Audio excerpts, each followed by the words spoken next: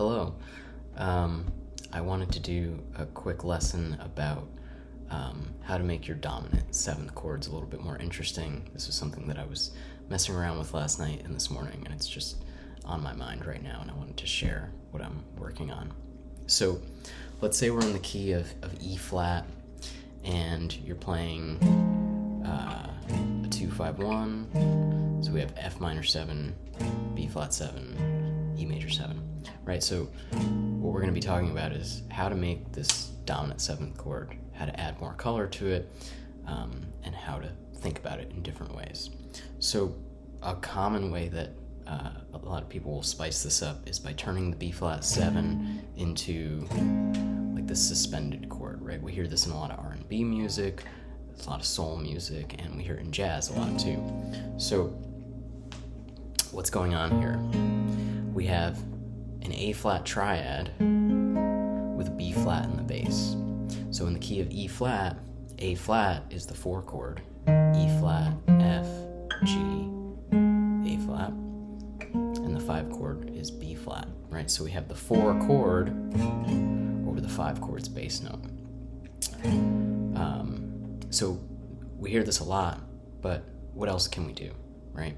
So one way just to spice this chord up a little bit is by turning the 4 chords triad into a major 7th chord. So if you play A flat major 7 with a B flat in the bass, we get even more color. We get the 13 added to it.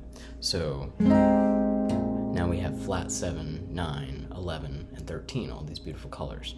So obviously this is really difficult to play on the guitar. If you have a bass player playing the root note, the guitar player, you can just play this A flat major 7 voicing, and you get all the colors. If you're playing by yourself, you can kind of voice A flat major 7 like that, and then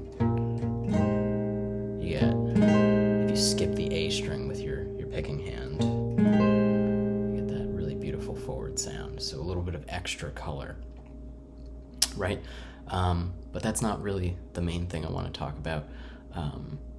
So we have this 4 chord over the 5, but what else can we do? What about if we did the 4 minor over the 5? This is where we get some extra cool stuff to check out. So we hear this sound a lot in popular music, right? We hear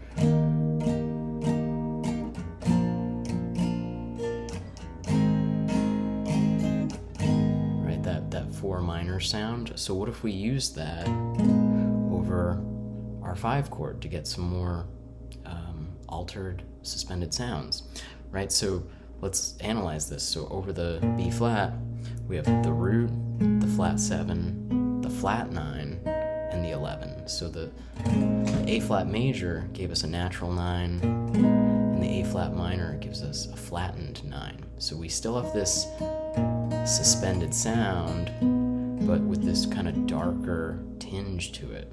Really cool sound.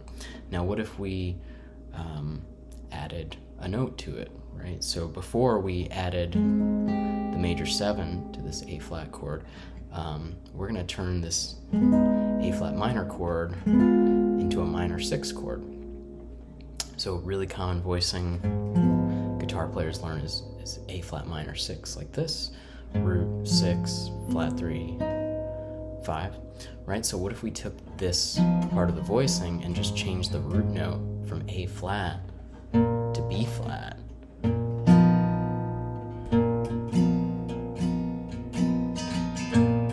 We get this really hip,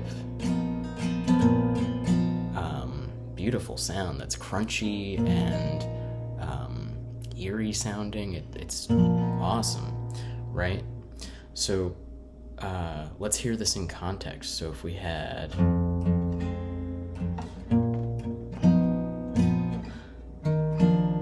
let's try that again.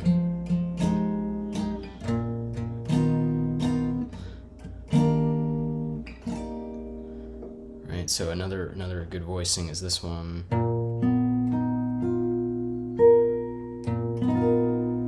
So we have the root note, the flat 9, the 11, and then the fifth. So this minor 6 voicing, it adds the fifth of the B flat chord, which gives it kind of like a heavier sound. Almost kind of reminds me of something maybe like McCoy Tyner might play. So we have these two great sounds at our disposal: the major 4 over the 5 or the minor 4 over the 5, and they both give us different colors and alterations. So two more things, right? So we've been talking about adding triads over this bass note. Well, what other triads can we add to give us other colors? What about B natural? Right? So we go up a half step and we take this triad, B major,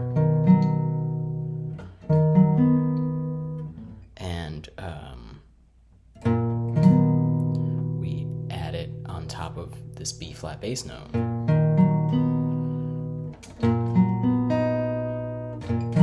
All these different ways to voice it. So we get the root, the flat 9, the 11, and the sharp 5. So kind of another way to, we learn this chord as jazz players.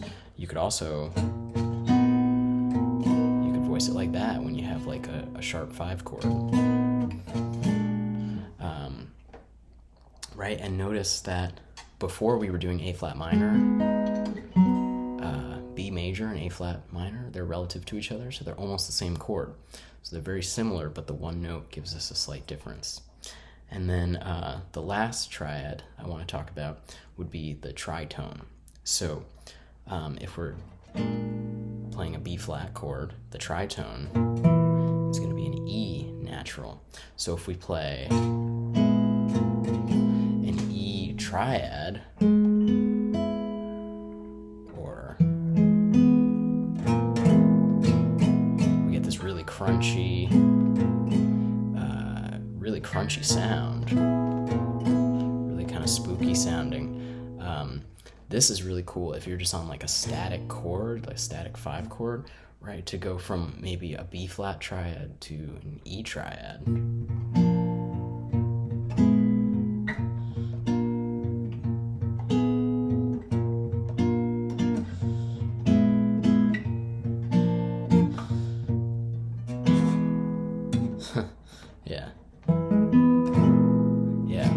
This really awesome crunchy sound. So in this chord, we get the root, the flat 7, the flat 9, and the tritone, the sharp 11. So this is a great voicing for if you ever see B flat 7, sharp 11. You can think about it as E over B flat, sorry.